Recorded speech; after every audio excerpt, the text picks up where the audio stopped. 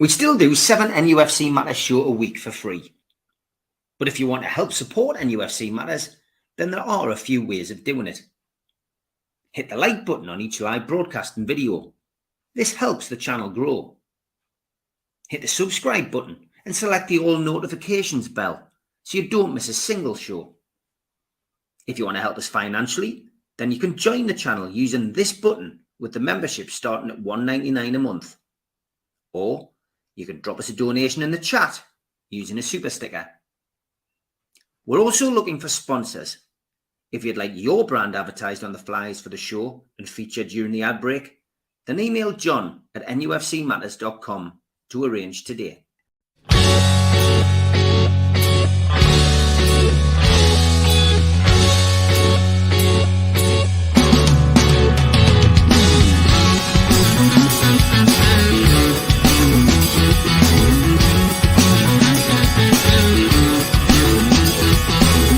Hush now, city kids, gather round for other mints.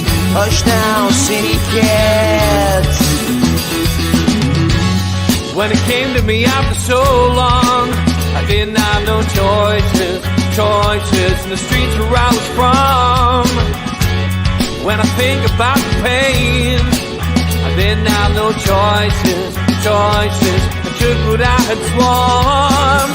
Hush now, city kids, gather round for urban myths. Hush now, city kids. But you know, the wouldn't let you have it any other way. Good evening and welcome to NUFC Matters, the fans forum, the start of another week, and some new credits there for you lads. Like to do a little bit of a refresh every now and then, some trips down memory lane there, I think, for everybody. But as always, plenty to talk about on the Newcastle United side of things, even though we haven't had a game at the weekend. And I guess on a wider scale, a lot to talk about with football, with the stupid actions at Gateshead. They've earned a place in the playoffs now, had they denied because of bureaucracy. Good to see the Gateshead fans getting a lot of support from Newcastle fans over the course of the weekend. VAR back in the headlines for all the wrong reasons, and the magic of the FA Cup as well, ultimately being taken away with last week's announcement that there would be no more FA Cup replays, and the magic of the FA Cup taken away because of VAR's involvement, choking off a goal yesterday which denied Coventry their rightful place in the final. But as always, plenty to talk about on the Newcastle beat, and a game coming up, which is what we're going to focus on to start with. First off, George, and Newcastle play Crystal Palace away. Crystal Palace, interesting stats, come from their home form, really. They've obviously had a good little run of late, which I know some probably would feel that, you know, it's coming at a bad time for Newcastle. But let's remember, Newcastle are on a good run of their own. And despite winning 5-2 against West Ham on Sunday and winning 1-0 away at Liverpool, they have not managed back-to-back Premier League wins at home this season.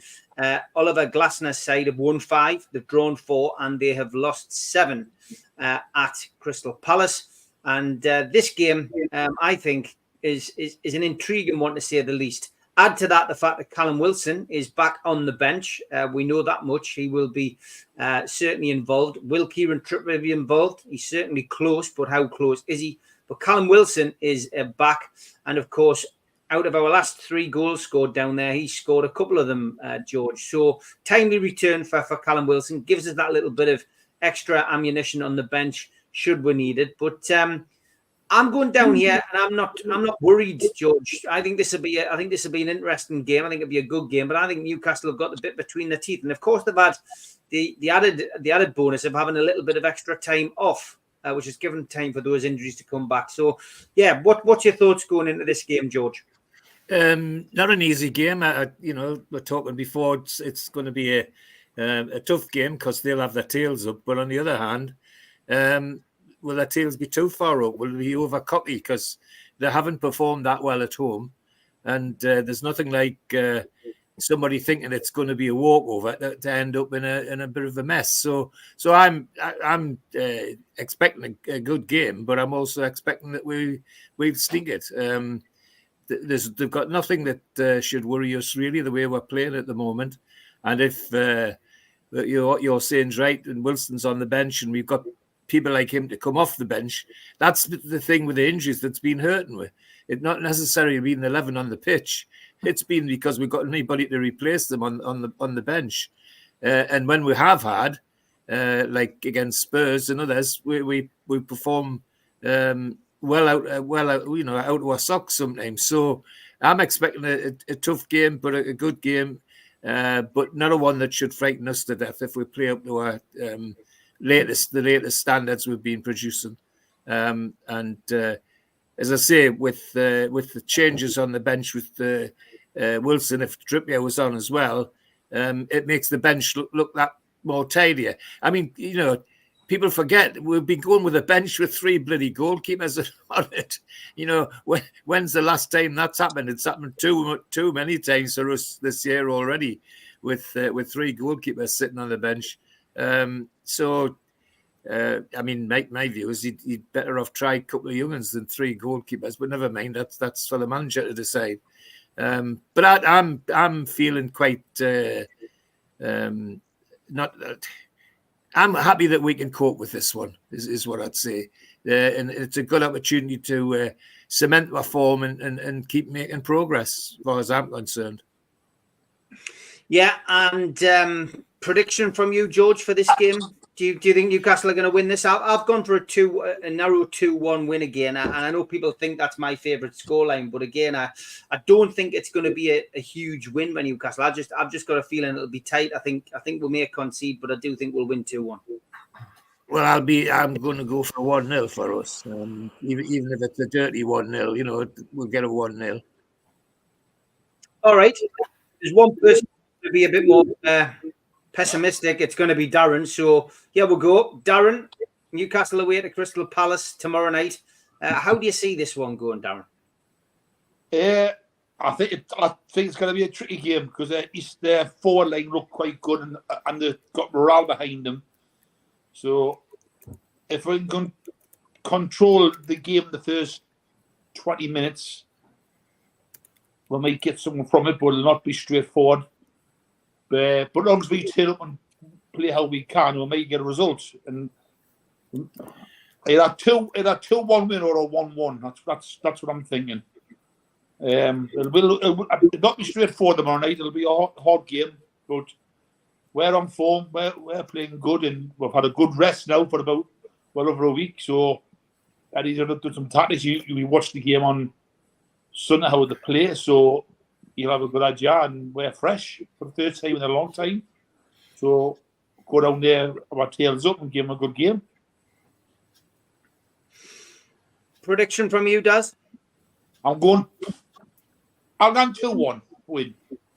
Okay, he's gone for a 2-1 win, Chippers. What about you? What's your thoughts on the game tomorrow? It's I think the break is gonna be beneficial to us. The fact that Palace have won, they've won 2 huge games. I think they potentially could have the flip flops on. They're safe now. They can't go down. What's your feelings? Well, firstly on the Wilson situation, there's still a training session to go tomorrow yet. So touch wood, he gets through that first before anything else. Yeah, that is a good point. That is a good point. I need to see it tomorrow. He's doubtful again, but I'm coming at this as when we played Fulham a few weeks ago, where Fulham had just had the 2 biggest home wins of the season, and we went down there and won. And I think we'll do exactly the same. Palace, they battered West Ham, but West Ham had a very tough game against Leverkusen in midweek, and I don't think they've got the squad capable enough to compete in both competitions. We've had 11 days off. As I've just said, hopefully Wilson's back, maybe Trippier as well. They had a bit of depth, but I wouldn't start them. Put them on the bench, yes. But I mean, I don't see why we should fear them. We've gone to places like Villa this season and won, so I can't see why going to Crystal Palace we should be fearful of them. They've had 2 wins, but we've had was it 3 wins out of 4 and 1 draw, which really should have been 4 wins. But if we want European football, these are the games you have to win. I'll be honest with you, I can't really stand Palace because they had a vendetta against it when we got took over for some reason.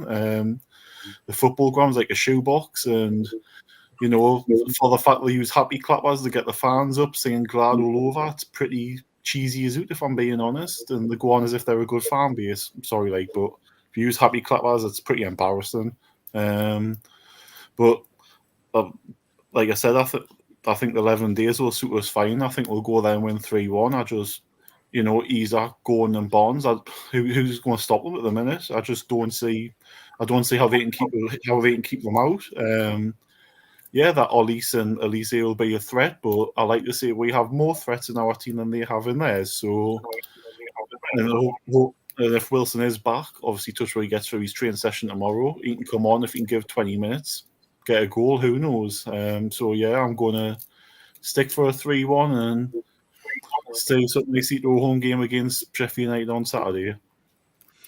Okay, Barry. Good evening. Oh, hold on a second, Darren. Mozza's asking where the photograph is from the food bank. It's on my phone, I think. Well, we're metal. Yeah, can you sort that out on? Can you sort that out on Mozza? Can you send it to the relevant people? I'll put it in our message group. Do that, mate. Do that, and then I can send it to the relevant people because I think David Cook was after a photograph, and I think Mozza. Yeah, there you are, Mozza. I'll put it in the thing because it was good seeing Barry. And he's very tiny, like, but good stuff. Boys, very tiny. We'll leave that to the dating app stars. Barry, what about this Crystal Palace away game? I think we've got, like the guys have said, we've got nothing to fear. I mean, for me, whatever we do between now and the end of the season is a bonus with all the crap we've been through and all the injuries we've had. And I think the way the results have gone around us, the European places are there for the taking. I think it's up to us now. And I know, obviously, we've mentioned there about the results we've had recently. I don't think we've been anywhere near 100% the way we can play. I think we should only get better. And I think having decent players on the bench will help that because then it gives them a chance to mix it up if we need to. I totally agree with the stuff that's been said about Wilson, whether he lasts another game and a half between now and the end of the season is here or there. But it will be great to see Trippier back, even if he's just in the squad and around the first team and edging them on the way he does. But yeah, I think Crystal Palace, they're an all right side, but they're not brilliant. So I think if we hit form, which hopefully with the break we've had, we should do. And for me, I was gutted with the 2 weeks break came. I know it's good to get some injuries back, but the form that Isaac's been in has just been absolutely class. I wanted to see him keep it going, but it's one of those things. Yeah, I think we can go down there and quite comfortably win, Steve. I think they'll score, unfortunately, because the way the defence is playing and the way they are with Dubravka, but hopefully we'll turn them over. And did you think Darren was tidy? Well, you know, he's a big bloke, mind. He always looks as though he's sinking into the chair on the photographs, but he's definitely a big bloke. He put me to shame. I couldn't resist. Spenny, Crystal Palace away. This fixture is an interesting one. We've seen some good days and some bad days down there.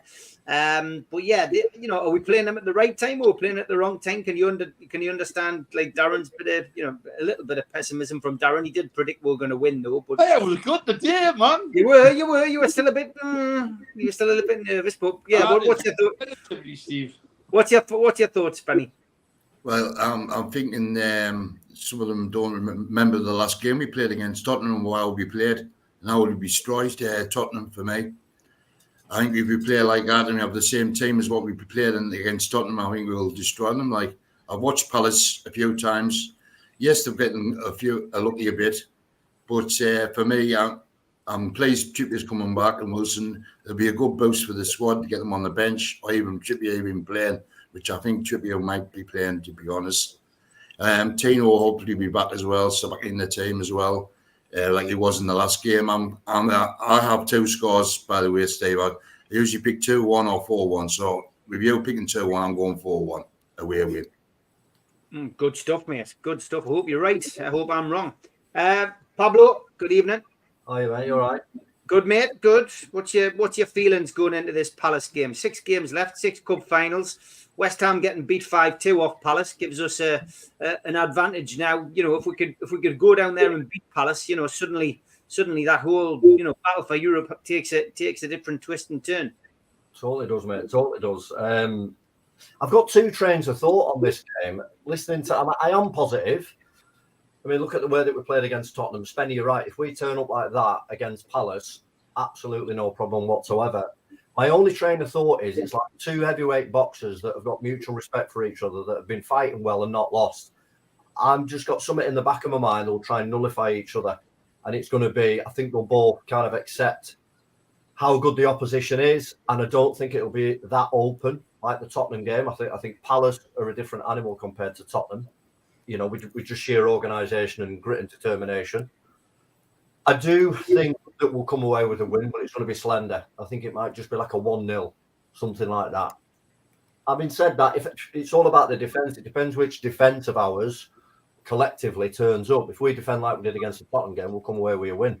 I don't think there's a question about that. They've got a few handy players, but like Chip has said, so have we. Has anybody any idea what we might be doing at the back? Well, it all depends. It all depends if Trippier's fit. We're going to have some kind of idea, I guess, from Eddie Howe tomorrow, but he won't give much away. The word coming out of various sources is Trippier's closer than it's been led to believe. So maybe Trippier will be on the bench alongside Wilson, but we'll have to wait and see. I guess it's what we've always had to do this season. So nobody really knows. For me, you would probably look at it and say, well, it'll probably be unchanged. I mean, the team that won against Spurs deserves to be unchanged. Well, yeah, I was gonna say that. I mean, Jacob Murphy? I mean, they've got a few pacey lads. I'd probably stick with Murphy and stick with the same defence if we can.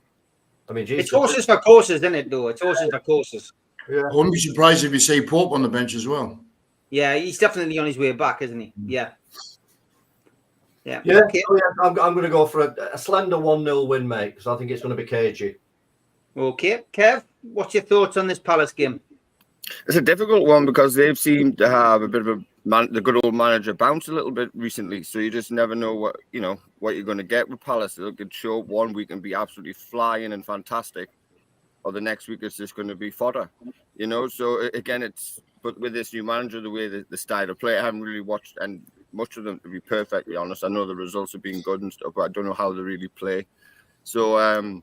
But again, it's going to be. I think I agree with Pablo there. It's going to be very cagey. I think it'll be a tactical battle within the central midfield area. So if we control that, I think we'll be, well on our way to have a good night. But again, it all comes down to the mentality of the players after a long extended period of time off from not playing. They've been playing, so. You've got to look at that psychological thing of they've been playing well, getting good results. We've had that period of time off, which we need. So I think it's a toss of the coin. Again, if we show up, agree with Spenny, if we show up like we did it with the attitude and the endeavour that we did against Tottenham, and the want and the will to extend our gap, if you will, from Man United to the West Hams and get closer to Tottenham, which I put in our little group the other day that I think we can catch Tottenham. You've seen stranger things in football. Just look at the FA Cup semi-final yesterday, because I thought that was one of the best neutral watches I've seen in a very long time. So, and I turned into a Coventry fan for a while. But anyway, but I think again, I agree with Lee that it's going to be a 1-0, 2-1, scrappy. Get there and just get out with the win somehow. Again, it's just controlling that midfield, and if Bruno plays like he has been and controls that centre of the park, I think we'll be not comfortable, but it'll be a good win. Prediction? 2-1. 2-1. Okay. Lots of us going for that goal, one goal in it kind of thing. Alan, what's your take on this game on Wednesday? We'll either win, draw, or lose. Yes. You've only got 3 options, like. I mean, on the negative side of it, we've only won once out of the last 10 years there, lads. And we'll have the second worst defence in the top 10. But getting the positive, if we play like we did against Fulham, we'll get beat in the first half an hour. But I agree with all the lads. It's going to be tight. It's going to be close. But I think if we've got the right attitude and the right personnel, we're going for Europe. And I think this is a crunch game to overtake Man United. Chelsea have got Arsenal tomorrow night. And I think that's another crucial fixture, lads. If Chelsea get beat off Arsenal and we win on Wednesday night, that's 6 points. And I can't see Chelsea coming back up with. And if we do win, we're assured, I think, of top 10 at least. So this game, to me, is pivotal because with Man United play Sheffield United and then they play Burnley on Saturday. So, and we play Sheffield United as well on the Saturday. So these two games coming up, I definitely think, like Kevin said, and then if we do win these next two games, Tottenham fans are in meltdown now, and they've got 10 points on us. So what they're going to be like with 4 points behind when they're playing Arsenal the next day is anybody's business. So I definitely do think these next two fixtures are crucial. If we win them both, we've got a chance at fifth. So prediction, it's if we score first, I think we can win 3-1. Okay, and Alan, whenever you come on, Mozza's husband goes off and puts the kettle on because you used to be the most depressing, so he used to go off. Now, I don't know why he doesn't go for a cuppa when Daz talks. He'd be more depressed than me today, mind you. He was more negative. You'll have to have a rethink on this system. I think that's what he'll have to do. Quick question then, lads, from David Cook, which is a good one. Alan, we'll start with you. If Trippier's back, would you take the armband off Burn? That's a difficult one. Yes, I would.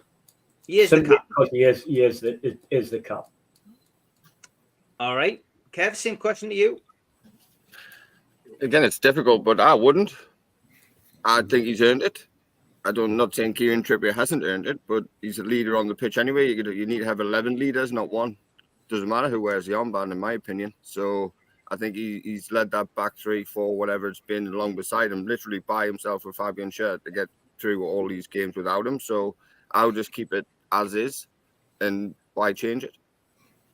Okay, is that your back garden, Kev? Yeah, it's like the bloody jungle. I need to get some calipers out and start chopping trees down and stuff like that. Yeah, so it's in the back garden. And it's a lovely sunny day, so I thought I'd piss you all off, but never mind. Thank you, mate. Thank you. Yeah, it's getting to that season. Pablo, would you take the captain's armband off Burn and give it back to Trippier if he was fit on Wednesday? Personally, I wouldn't know. And the reason being is I think Trippier is billed as a very professional player. I think Eddie sees the value, hopefully, in keeping Burn as the captain. And for me, I would, because he's been through a torrid time, hasn't he? And at the end of the day, he's got the results as captain, he's been doing well. I don't think he will take it off him. I think it will be a conversation between the three of them. And although we know Trippier is the captain, I think he'll stick with Burn. I would stick with Burn as well. Spenny? I would stick with Burn, but I think he's a better captain than Trippier for me. And in his position, and it's the right position to be a captain, centre back, because you see most of the game. As George will tell you, you see most of the game and you can control them more in the game in the right back position, especially when you push it forward, or left back position as well. For me, Dan Burns should be captain, but I think Trippier will get it though, and I'll give it back to Trippier. Okay, Barry.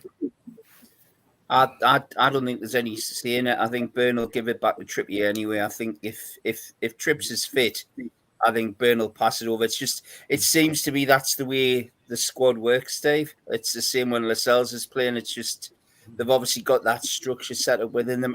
I do agree. I think Burn's been absolutely exceptional while he's had it, but I think he'll pass it straight back over. Okay, Chippers, what would you do? Well, firstly, I wouldn't hoy Trippier straight back in because he's been out for a while. I would have him on the bench personally. I think Kraft did all right against Tottenham. I don't think there was any complaints for that performance. I think he will give him it back, but I think Dan Burn should take a look and say, well, he's had a few games as captain, and I think everyone should have their own leadership qualities. I think they should all club together and say, you know what, no one's the captain here. You were all the leaders, and that's what we need at the minute.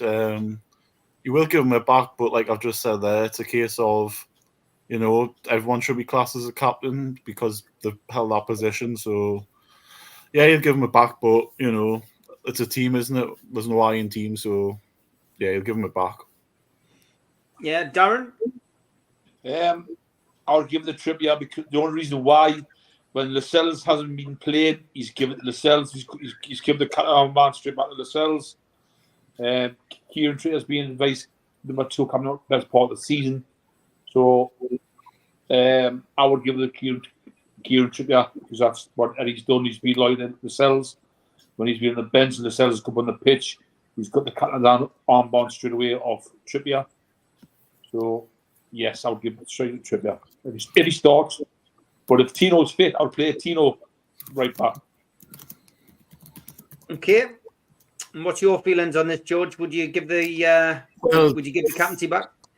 One thing that doesn't change in football is once you've got a group, you've got a team, and they've organised themselves and decided who's going to do what. They're very reluctant to change. And the first person to give Trippier the armband back will be Dan Burn. You watch what happens when Lascelles walks on the pitch. Trippier runs across the field to put the armband on him. There's never any argument or huff or anything like that. And it's what they've sorted out amongst themselves as well as what Eddie Howe thinks. And I think on that sort of old-fashioned traditional way, Trippier would get the armband. If you're asking me personally, if I was playing in the team, it would be Dan Burn because he's been a revelation. But it shouldn't surprise me. In that game he played in Saudi Arabia, he played centre-back on his own with 4 youngsters around him, 4 teenagers, and he marshalled them. You could see him pushing and shoving them all over the place to get a result and keep things going. That's it just says that we've got another leader there who's great. And but from a football standpoint, I'm afraid they'll have organised it amongst themselves, and as soon as Trippier's on, that's who will get the armband. All the cells. Okay, now the big question before we go to the ads is, Barry, have you sorted your doors out? The bone. I've been round and smashed his back doors in. Was it here? Time for the adverts.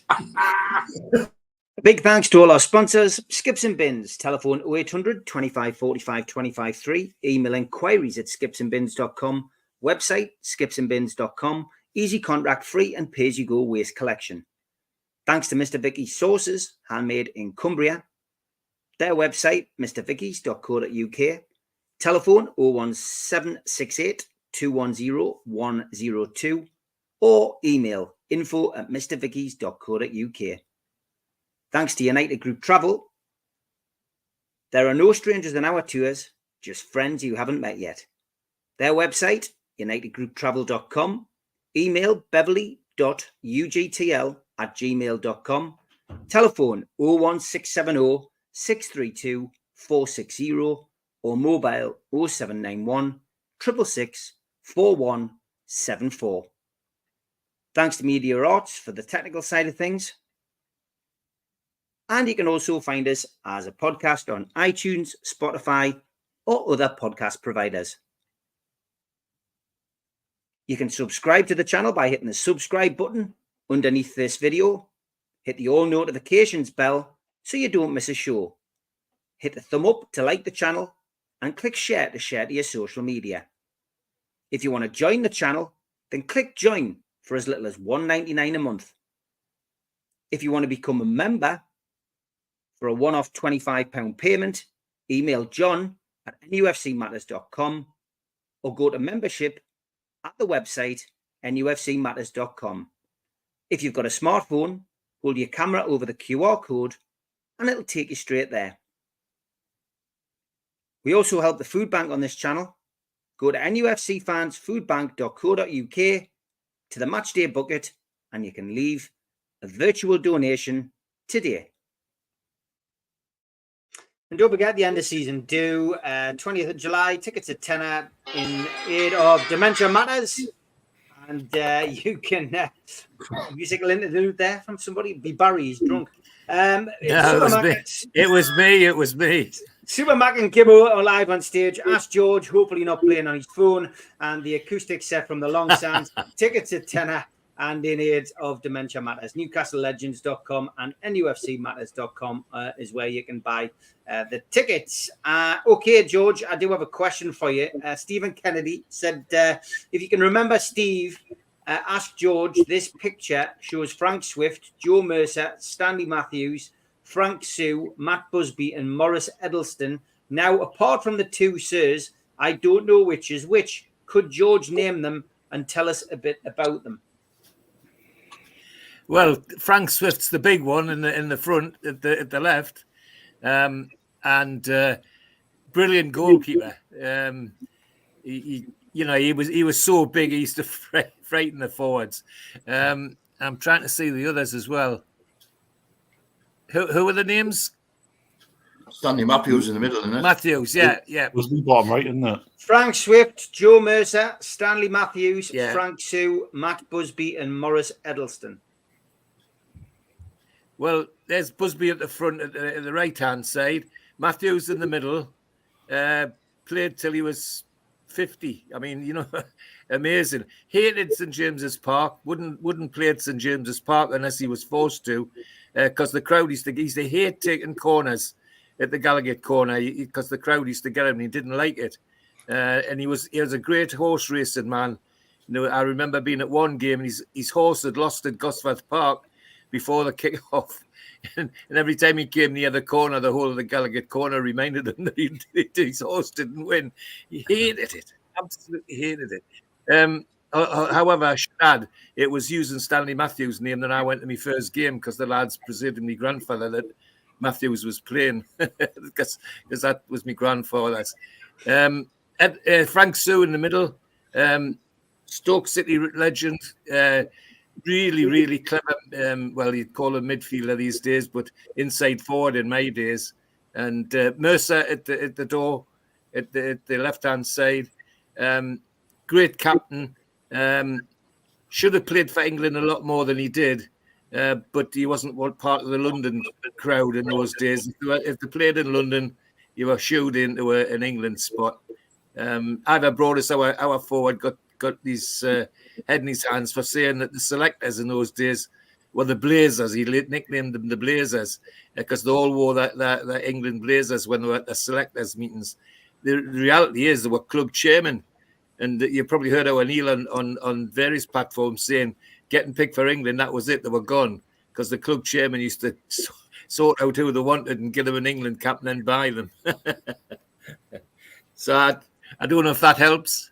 But there you are, Stephen Kennedy. Yeah, there's your answer. Very good. Well done, George. On the spot there, and you still came up trump. So well done. I want to know what the lads think about this. Obviously, circulating and doing the rounds, lads, on WhatsApp and social media at the moment. George, if this is the strip, what's your thoughts? I've got to be honest. I like it. It's not traditional. My idea of a black and white striped shirt is more like that. I prefer that kind of stripe. But I mean, there's no yeses and no nos. But O'Neill said yesterday on the professionals that the prototypes that he had seen, which he has got some good contacts in the area. Is saying that this isn't far from what they are going to release. So, do you like it, George? I do. I prefer the narrow stripes like you do, Steve, as a traditionalist, and having worn them was great. But I still like it. It's clean cut. That's what I like about it. It's a definite black and white, isn't it? That's the important thing. Occasionally they get so mixed up that they're nearly grey and black, not black and white. But that looks really superbly black and white for me. So it'll do. And with the various badges and things on it, it would be a smart strip. But personal preference, I'd like to see the stripes smaller, narrower. But it still looks good. All right, Daz, thoughts on the new leaked strip? Whether it's true or not, who knows? But lots of people pushing this out there. I really like it. It's something different. So I'm a yes. I'd buy it tomorrow. It's something different, something new. So, and I like to have that. It's nice to have that Adidas sign back in the corner. So yes, I like it. So if that's what it's going to be, I'm happy with that. All right, Chippers. I like seeing it like that. I didn't like seeing it like not on somebody, but obviously it's an AI person. That's really not Harvey Barnes because I'm worried about his arms like that, and he's not married, so that's not really Harvey Barnes. But it looks better like that than seeing it bare. So yeah, I'll be getting it when it comes out, like for sure. Barry. Yeah, it's a nice shirt. I mean, I'm not a huge fan of like the NTL one, which is what it looks like to me. I know a few people have mentioned in the chat there, but it's an okay shirt. My hope is that they put the white patch on the back so they can put the number on. I think the number looks crap when it's just the red number on top of the black and white stripes. Half the time you can't see it. I think it looks much better when they had it on the other day when they had that limited edition shirt for the charity. I think the red number looked class on the white patch, but I'm just as excited to see the other two, Steve. I think the third shirt looks, if it's got the Nuf badge on, I think that's the first one I'll be buying. Okay. Spenny, thoughts on the shirt? Oh, I like it, yeah. I always buy the Adidas stuff anyway. I've never bought the Castro and the other ones either. For me, Adidas don't do the home tops very good. They do the away ones better, and they always have in the training stuff as well. But I'll be buying it, yeah. And hopefully it'll be a less price than Castro to help people buy the top as well, with Adidas being a bigger brand. All right. John says, looks like everyone on the opening picture has got conjunctivitis. I don't think he means you guys. I think he means on the advert for it. No, they're all been on the red wine with Barry. Pablo. Just do us a favour, mate. Put the picture of Harvey Barnes on again. All right, mate. Here we go. I think Spenny's been kicking his back doors in as well, by the looks of it. Have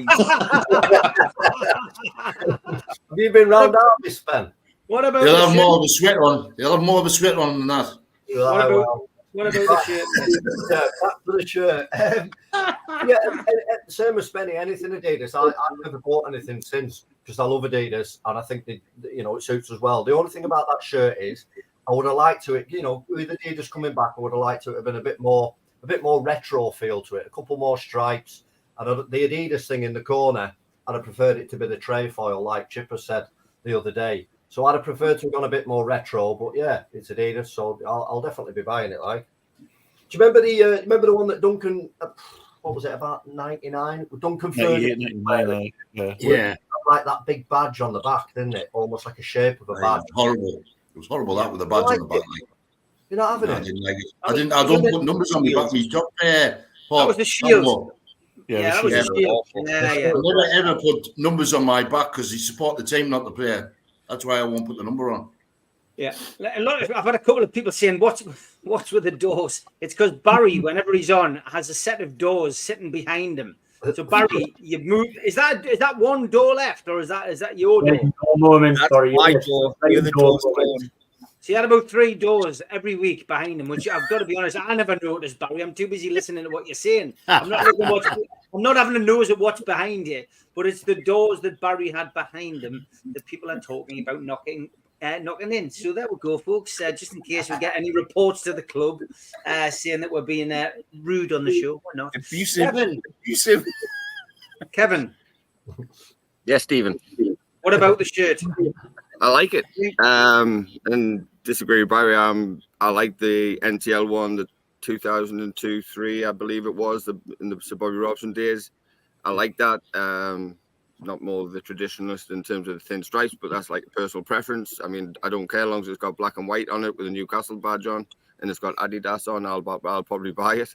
I'm just more interested to look at the away shirts in the third shirt because that's more my type of realm, what I like to go and buy, even though I'll still get the black and white one, but at the same time, it's just going to be interesting in the back of it. If we're going to go full solid white, or we're going to do whatever that design looks like, who knows. But yeah, just on the apparel side of it, I think that the actual 3 Adidas sign is a little bit too big, but that's a personalized thing to me. And I think if they put the crest as a stitched crest for supporters, I think that'll probably be that's a £1 billion seller right there, because I think that's just more the old school traditional way that Adidas used to make strips, but I think they'll just go a typical print. Because I know my kids got the Atlanta United one, which cost us nearly $180, which was the players one, and it's all embossed. It's all in 3D type stuck on, but and it's a wonderful shirt. So that's what I'm basing it on in terms of the trim line. I would like to see what the trim line is going to be. Is it going to have a hint of blue in there? Is it going to have what, so we'll see what happens. But yeah, I'll buy it. I like it. Again, I'm just more of the away shirt, third shirt type of connoisseur, if you will. Okay, Alan, what's your thoughts on this potential top? Well, seeing I like everything black and white, episodes of Steptoe and Son in black and white, I like everything in black and white, so I like it. I mean, personally speaking, from memory, it looks like similar to the 80s with Kevin Keegan, with a thicker stripe there, Steve, like in the 80s. Yeah. So I like it. I think it's good. I agree with Kevin. I normally buy the weight tops more than I buy the actual home kit, to be honest with you. But I'm just pleased that we've got Adidas back, to spread the word, a big retailer, and that's what we need to sell the shirts abroad, because many times when I've been on holiday abroad, haven't been able to get a Newcastle top, and I think we haven't added us on board. I think it's great, and I love the tops anyway. Do you think the fat man will sell them in his shops? No, he can't, can he? He's lost the court case. All right. He's lost the last one as well, didn't he? So... In the words of the great Windsor Davies, oh dear, how sad. Never mind. I'm gonna, yeah.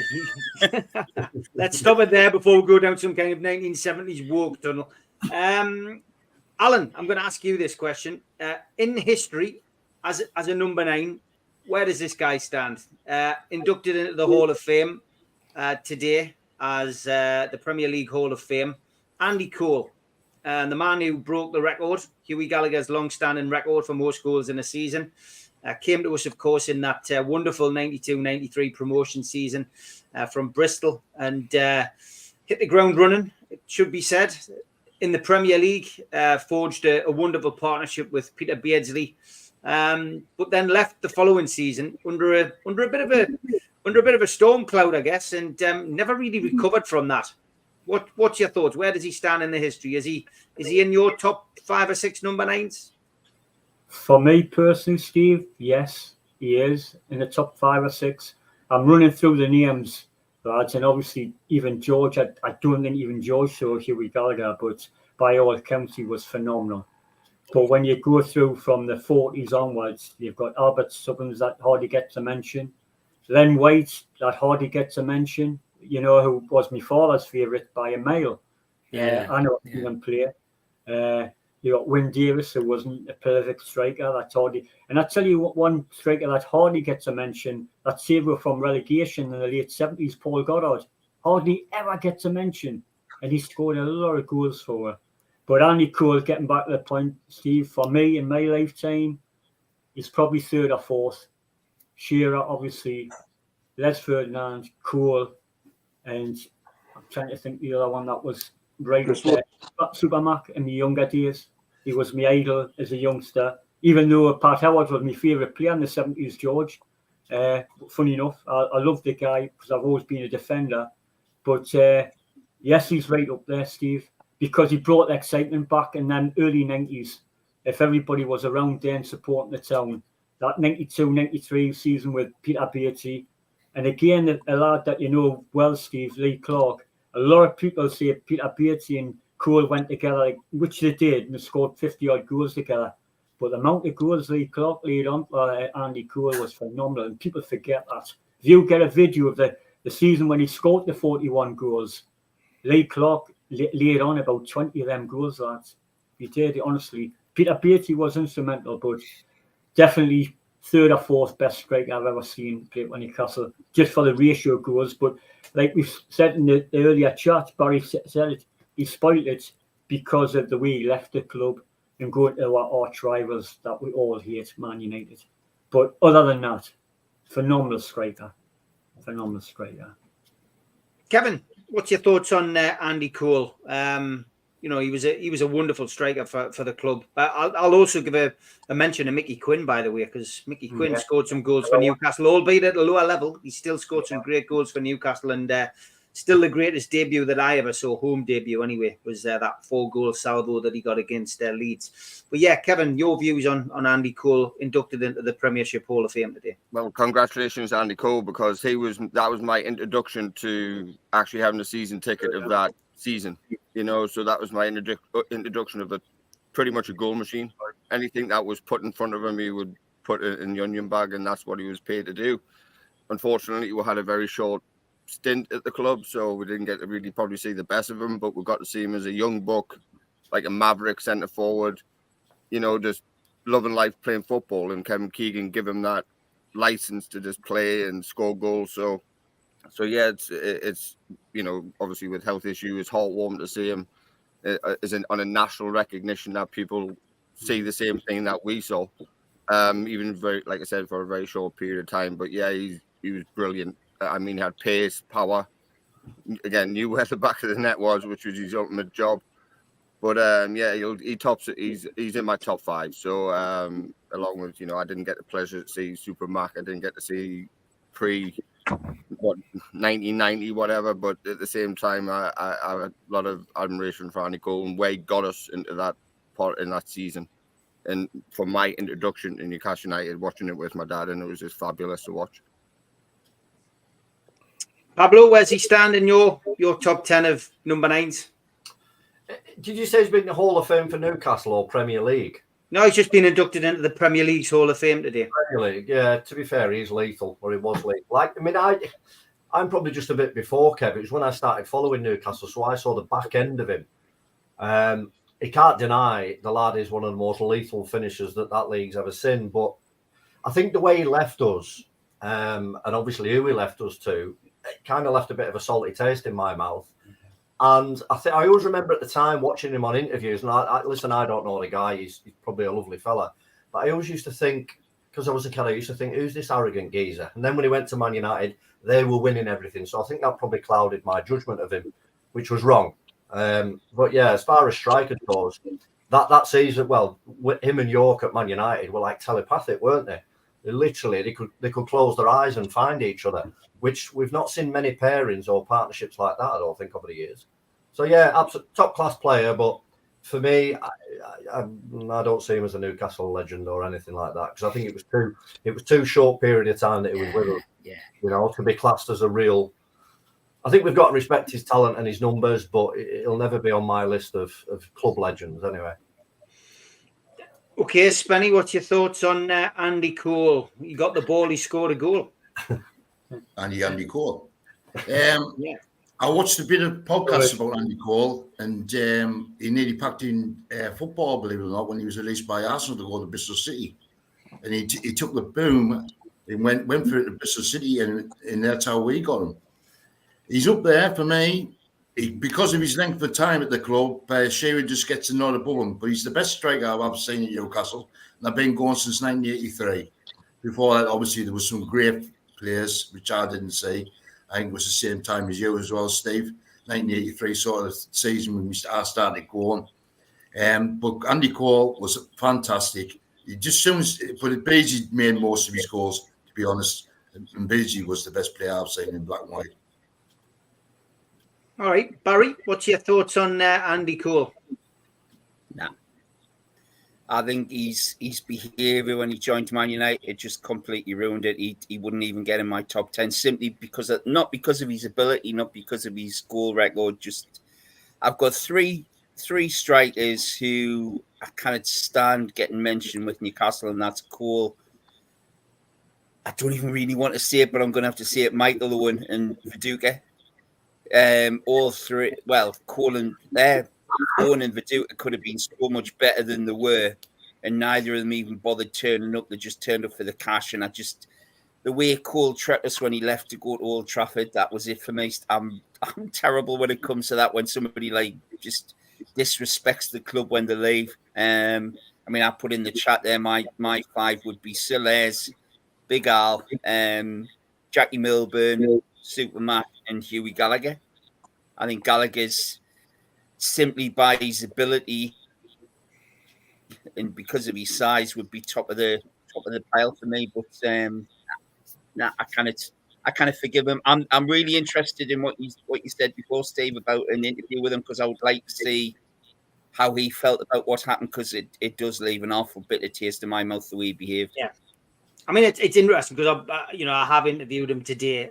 Obviously, I'm putting a book together with Bill Scott, who wrote Pavel and Lee Clark's books, which comes out later in the year, just in time for Christmas. And all the interviews will be made public. But I've managed to interview some fairly big names who don't often speak, and Andy Cole was one of them today. I did a 25-minute interview with Andy Cole today and asked him all the questions which I think you would want to know the answers to. I found him to be very pleasant, but he's a shy guy, and he always admits that. And I think people might change their opinions when they hear the interview, which we will release on the channel a little bit later in the year. But it's been a great process for me, because obviously I know most of the lads anyway. So to be able to have the trust and get the likes of Coley and Mark Hotniger and Philip Albert, three people who don't often speak about their time at Newcastle, to commit to doing this book and speaking to them this week's been and last week has been quite interesting. But yeah, Andy Cole, the story that he tells is slightly different to what I think most people know and what most people would say is fact. So it'd be interesting for people to hear that. Chippers, Andy Cole inducted into the Hall of Fame. That's why we're talking about him, the Premier League's Hall of Fame. He obviously deserves it because he had a hell of a career. But he did start the run at Newcastle. Really, that's when he came to prominence. Yeah, I was just gonna say he got the ball rolling, didn't he? Before he left, and who's to say if he hadn't left, would we have signed Ferdinando Shearer down the line? If he had stayed, would they have come? Who knows? Yeah, I mean, obviously, I was just a kid when he was here, but he was just. I mean, I've seen all the videos like back in the day that my dad had of him, and just every time he got the ball, he just knew it was a goal, and it's just it clouds us, like as everyone said about when he left, because I think he said that he didn't like it when people asked for his autograph and things like that, and then when he went to Manchester, he could get lost. And I understand him, as you said, he's a shy person, but I think it sounded like somebody who didn't get the region or didn't get the city or didn't get the fan base, it's a shame. But I mean, obviously he was only 20-odd year old when he was here, so I think you might look back now and think if I was a bit older and things like that, but he was a dangerous finisher, and he's got to be up there because, I mean, I know when he went to Man U and all those trophies, but I don't think he scored 41 goals in a season again, did he? I think that was something that he didn't repeat. So I think you've got to look at obviously Shearer and Ferdinand ahead of him, but I think he could probably stay for like seeing them. It's probably say third best. Of course, I didn't get to see the likes of Mickey Quinn and all that because I was basically a baby then, so I didn't see them. But I would say as you said, Steve, you got the ball rolling for the entertainers, for them to kick on. When he left, we got the likes of Ferdinand, we got Shearer. I mean, and then we got later on in life, we got Paul Dalglish, we got Facundo Ferreira, and players like that who we never really saw the best of, did we? But we did. We saw their backsides on the aeroplane home. Yeah. And then we've got Anthony Riviere as well, who was another world-class striker. But no, he's up there. It's just, I mean, it's a shame we didn't see him. I don't know how he didn't get an England squad with all them goals he scored, but the night of Bonchit and George Riley. Yeah, exactly. Yeah. Yes, David Cook says, I heard Cole on Sky saying the move wasn't his choice. We do talk about that. And we do also talk about him going AWOL, Gary. That's another question that I asked. All the questions that you would want us to ask, I asked. So don't worry about that. Darren, thoughts on Andy Cole? Is he one of your top strikers that you've seen at Newcastle? Yeah, it's a hard one to see. I was a bit bitter when he left. I've got to agree with Barry and I've got to agree with Spenny. Peter Beardsley made Andy Cole. Beardsley and Andy Cole up together was fantastic. The amount of balls Beardsley played for him to score the goals. He made Andy Cole. It's just how he left. And he wasn't here long enough. So to be in my top three, I would say no. So I would probably be top five, but don't be top three. Shearer and Soles are definitely there. And I've got a soft spot for David Kelly. I love David Kelly when he was here. But I was the amount he told you he scored, didn't he? And it's just how he left. That what gets me back up. How he left us, I know it's something to do. I've heard the reason why. I don't know if it's true or not, but it's one of them, But no, I would never boo him. Like when you come back to St James and people booed him. Like I never booed him. He was professional on the pitch. He worked hard for us. So, but no, Andy Cole, maybe a nice guy, but it's just how he left us. It's still there with me, personally. All right, George. Not very often we ask you to go last on a topic, but it's nice to give other people a chance to go early. It is. I hope you've got another hour there, lads. Get ready. Andy Cole, an absolute legend while he was at the club. But I mean, it was a short period of time. But the goal to game ratio was superb. And that's the problem, isn't it? You're comparing Andy Cole one season with Alan Shearer, seven seasons top goal scorer, Jackie Milburn 8 seasons top goal scorer. How do you compare one season against 7 or 8 seasons? He was a brilliant player, brilliant goal scorer, but because of the short time and the fact the way he left the club doesn't bother me. The professional footballers got a short life. And if he saw an opportunity or somebody pushed him in a particular direction, which is very possible, not the first time that's happened at Newcastle United, well, good luck to him. But he demonstrated, certainly nationally, what a brilliant player he was. But for me, one season at Newcastle United doesn't put him in the top 10 for me. Two seasons at Newcastle, 70 appearances, 55 goals. Well, got to remember, George Therese was only here 2 years as well, Well, that's fine, but as I'm saying, you're comparing. For me, you're comparing apples and pears. Alan Shearer, 7 seasons top goal scorer. Jackie Milburn, 8 seasons. In fact, Jackie Milburn would have been 9 if it hadn't been for another great striker who I saw, George Robledo. One season. Les Ferdinand, 2 seasons, 68 games, 41 goals. Brilliant. Yes, not as good as Andy Cole. Well, I think what George is saying is he's seen more strikers better than Andy Cole. I agree. But I guess that stat in itself, George, though, that stat alone, a lot of people put Les Ferdinand above Andy Cole. Yet statistically, by a bit of a way, Andy Cole is the better striker. Well, statistically, whatever. What I like about what the others have got is the fact they've got longevity. It isn't a one-off thing. It really is about Newcastle United in their career. If you're a Shearer and does 7 seasons top scorer and a Milburn 8 top scorer, could have been 9 if it hadn't been for Robledo. Imagine having a strike force. Milburn gets 30 goals and Robledo gets 34. That's the only season he wasn't the top scorer. I mean, would go a right arm for something like that now. And as to Gallagher, well, yes, Hughie Gallagher was a clever little player, but my footballing starts in the 50s because that's the era when footballers realised they had to be athletes, not just footballers. And Hughie Gallagher was just a footballer. Put it bluntly as that. So yes, I agree. Andy Cole's great skill, fantastic, and did well for her. But when I compare him with the likes of Shearer, every time I compare him, he falls further down the list because he didn't give Newcastle that. He gave it to Manchester United and anywhere else, but not to us. And that's what matters to me. Who does it in a black and white shirt? And we've been very fortunate with strikers. And you all mentioned the names I love as well. Mickey Quinn was a brilliant striker. And there's one that nobody's mentioned, John Tudor. John Tudor used to score headers with the ball half an inch off the bloody turf. His nose scraping along the grass and scoring great goals like that. So there's lots of other strikers who deserve a mention.